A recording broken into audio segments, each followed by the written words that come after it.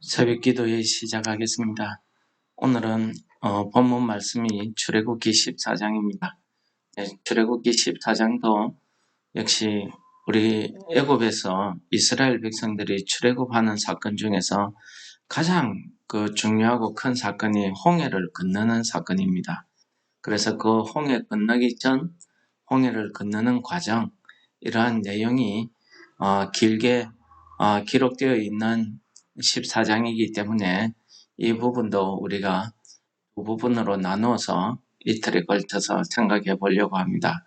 오늘은 1절에서 14절까지 말씀을 생각하도록 하겠습니다. 여호와께서 모세에게 말씀하여 이르시되 이스라엘 자손에게 명령하여 돌이켜 바다와 밋돌 사이의 비아히롯 곧 바알스본 맞은편 바닷가에 장막을 치게 하라.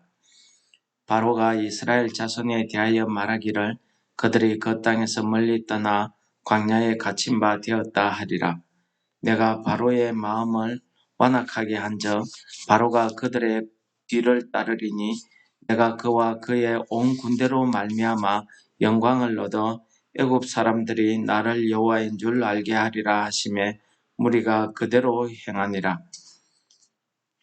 그 백성이 도망한 사실이 애굽 왕에게 알려짐에 바로와 그의 신하들이 그 백성에 대하여 마음이 변하여 이르되 우리가 어찌 이같이 하여 이스라엘을 우리를 섬기면서 놓아 보내었는고 하고 바로가 곧 그의 병거를 갖추고 그의 백성을 데리고 나갈새 선발된 병거 600대와 애굽의 모든 병거를 동원하니 지휘관들이 다 거느렸더라. 여호와께서 애굽 왕 바로의 마음을 완악하게 하셨으므로 그가 이스라엘 자손의 뒤를 따르니 이스라엘 자손이 담대히 나갔음이라.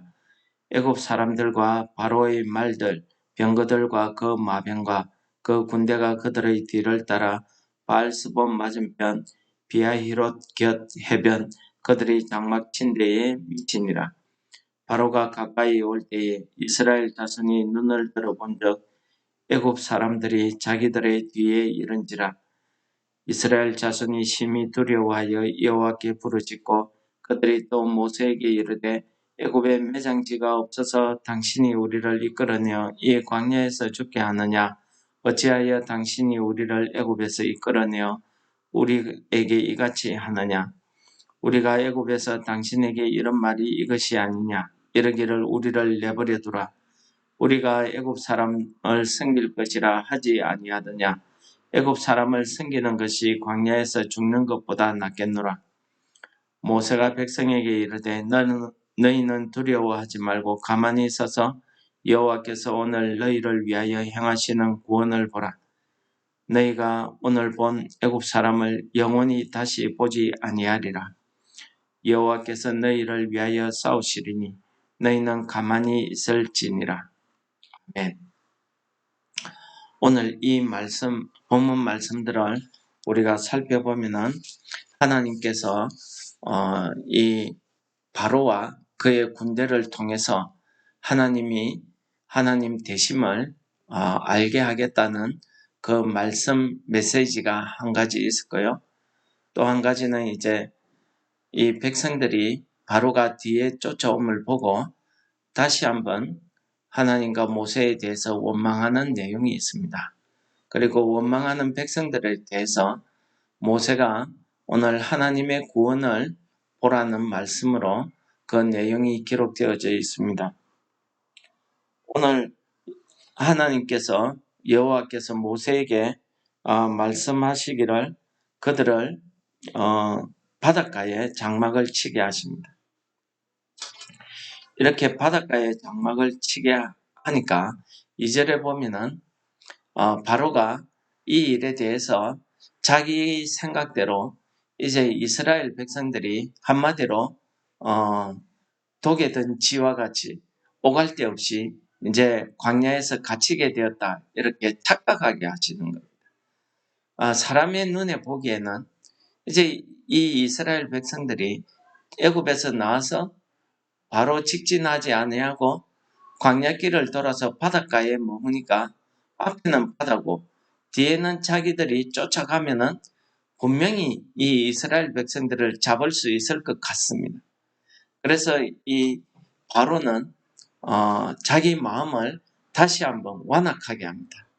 그래서 하나님께서 내가 바로의 마음을 완악하게 한즉 바로가 그들의 뒤를 따르리니 이렇게 말씀하고 있습니다.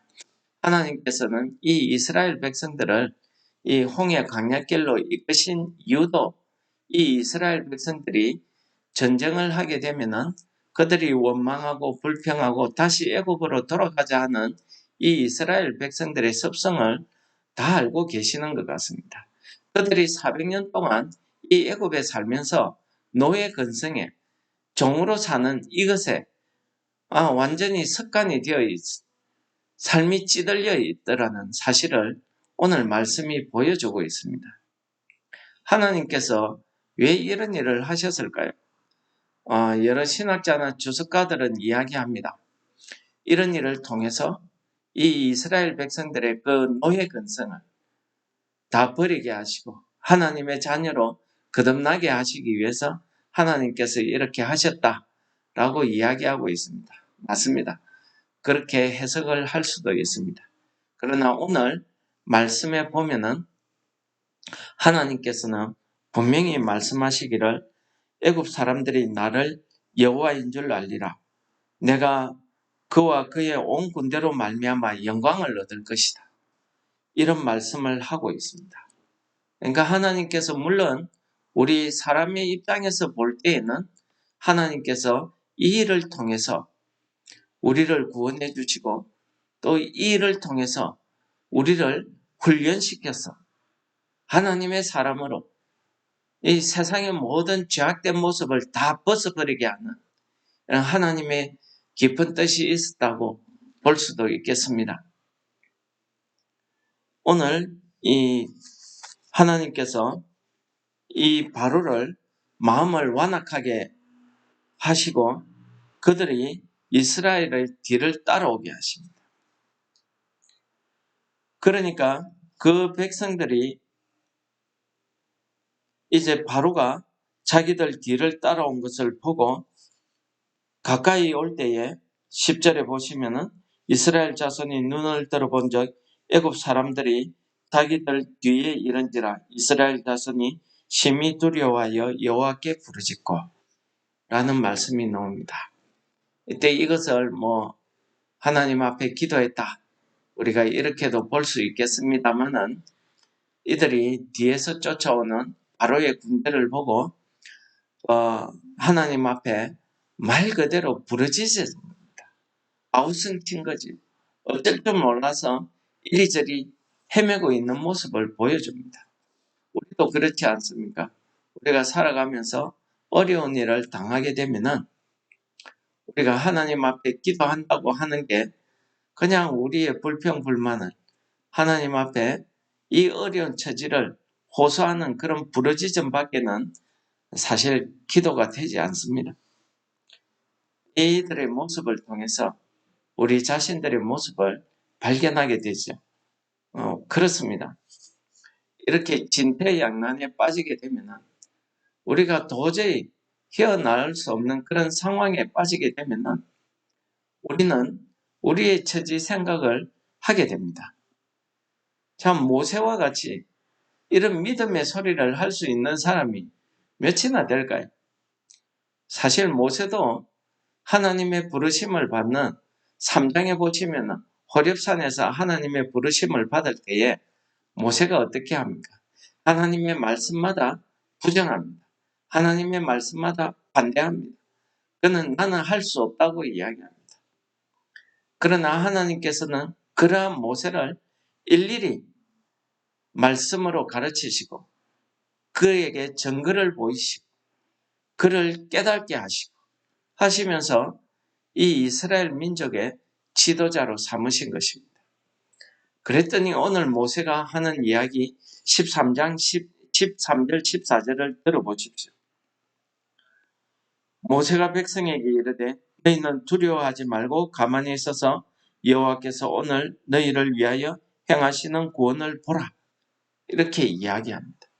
여러분, 모세가 이런 믿음 갖기까지 하나님께서 이 모세를 얼마나 훈련시키시고 그를 통해서 증거를 보이시고 그에게 믿음을 얼마나 심어주셨습니까? 저는 이스라엘 백성들이 애굽에서 나올 때까지 그 과정도 살펴보시면은 그들이 하나님께서 애굽에 베푸시는 그 재앙, 그 이적을 여러 번 보고 자기들이 직접 체험도 했습니다.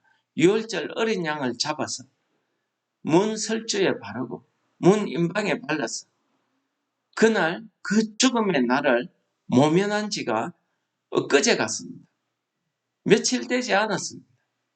그런데도 이들은 하나님의 그 구원을 믿지 못하고 있습니다. 왜 그렇습니까? 아직까지 이들에게는 노예 근성이 남아있고 하나님과 동떨어졌던 그 긴 시간들, 430년이라는 긴 시간 동안에 전혀 하나님을 찾지 않고 살았던, 이 세상 문화에 젖어서 살았던 그들의 모습이 그대로 드러나고 있는 것입니다. 물론 이들이 조상 때부터 믿어온 하나님의 신을 믿지 않았다는 말도 아닙니다. 그들의 생활 습관적으로 예배드리고 그렇게 생활 습관에서 하나님을 찾고 이야기하고 했겠지.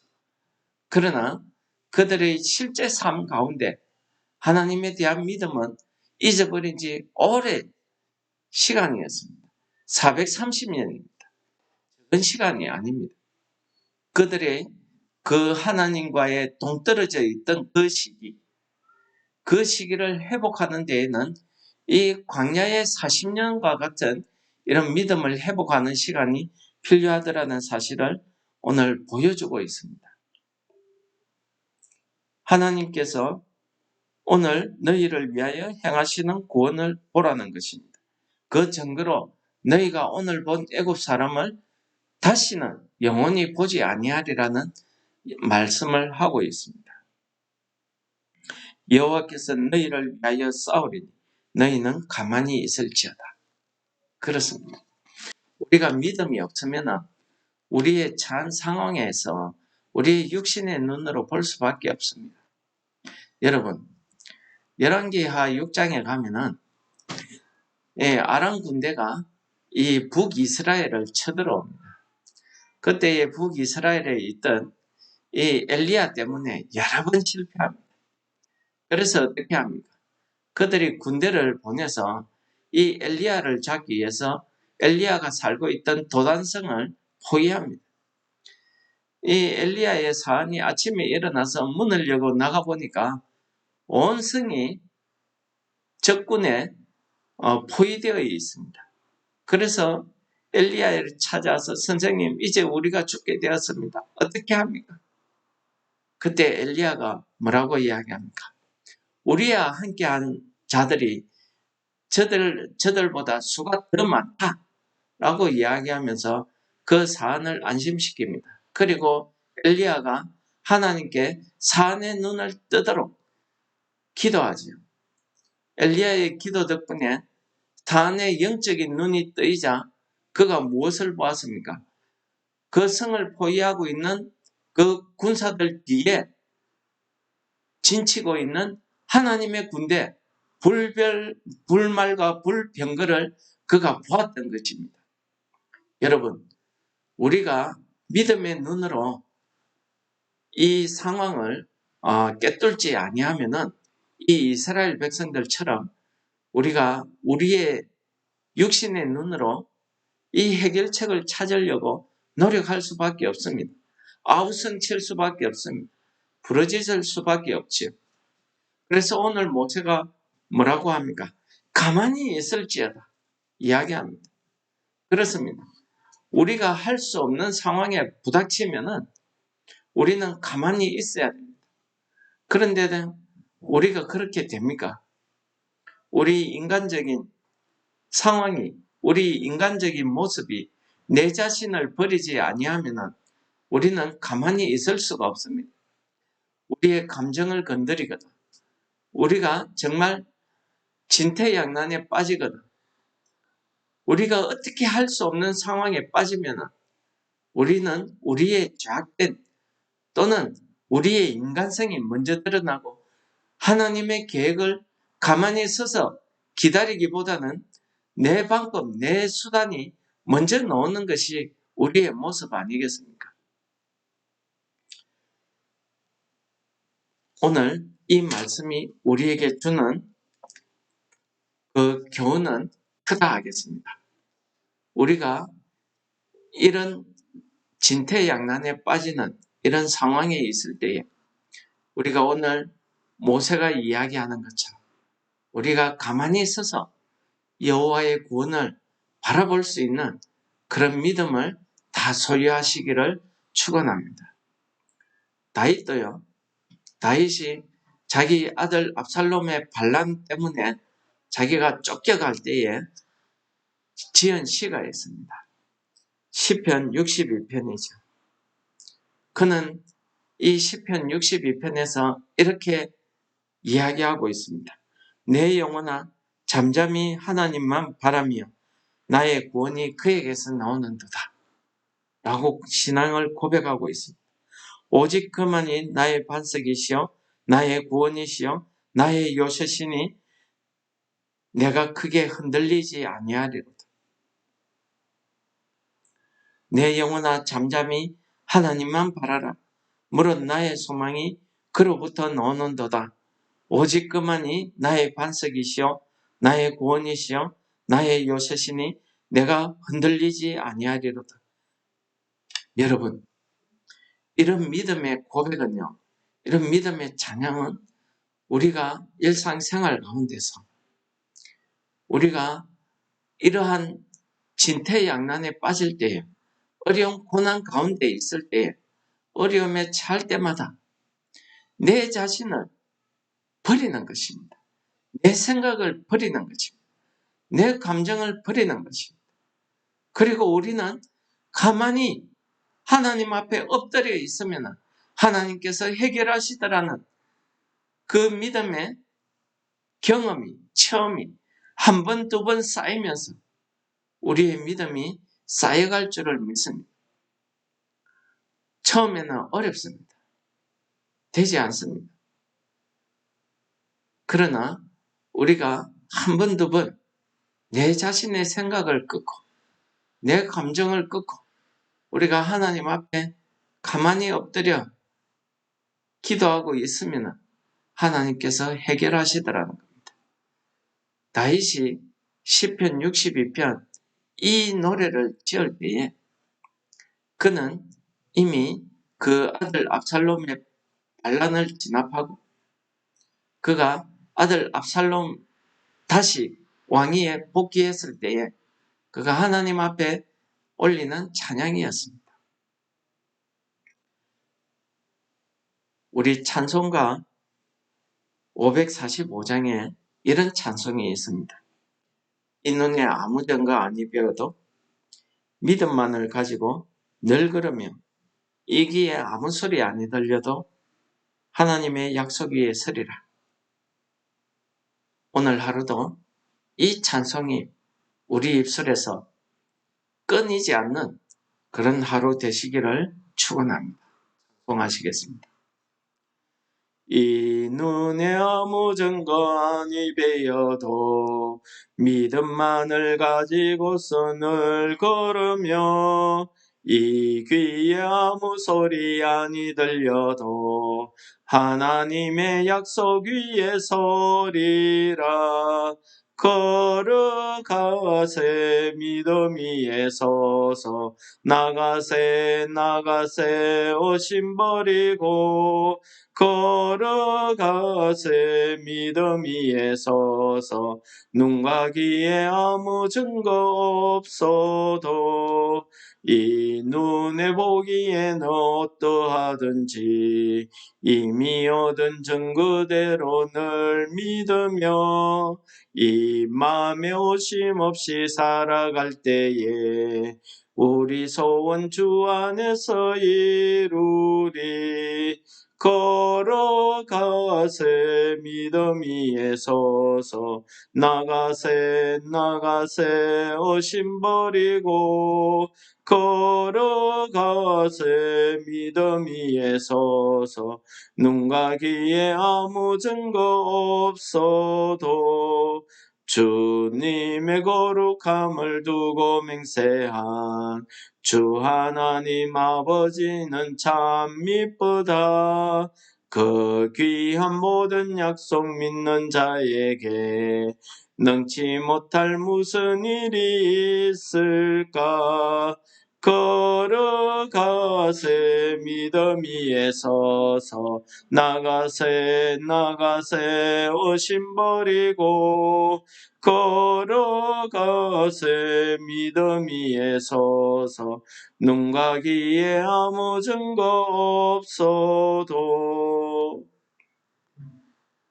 하나님 아버지, 이 험악한 땅을 살아가는 우리들에게 오늘 말씀을 통해서 너희는 가만히 있어 오늘 여호와의 구원을 보라는 이 말씀이 오늘 하루를 살아가는 우리의 영의 양식이 되게 하시고 우리 믿음이 되게 하셔서 우리 눈에 아무 증거가 보이지 않아도 우리 귀에 아무 소리가 들리지 않아도 오직 하나님만이 나의 반석이시여 나의 구원자이심을 믿는 그 믿음이 오늘 하루 우리 생활 가운데 나타나는 은혜가 있게 하여 주시옵소서. 예수님 이름으로 감사 기도드립니다. 아멘. 하늘에 계신 우리 아버지여, 이름이 거룩히 여김을 받으시오며 나라에 임합시오며 뜻이 하늘에서 이룬 것 같이 땅에서도 이루어지이다. 오늘날 우리에게 일용할 양식을 주옵시고 우리가 우리에게 죄 지은 자를 사하여 준 것 같이 우리 죄를 사하여 주옵시고 우리를 시험에 들게 하지 마옵시며 다만 악에서 구하옵소서. 대개의 나라와 근세와 영광이 아버지께 영원히 사옵나이다. 아멘. 우리 말씀을 생각하시면서 기도하시겠습니다.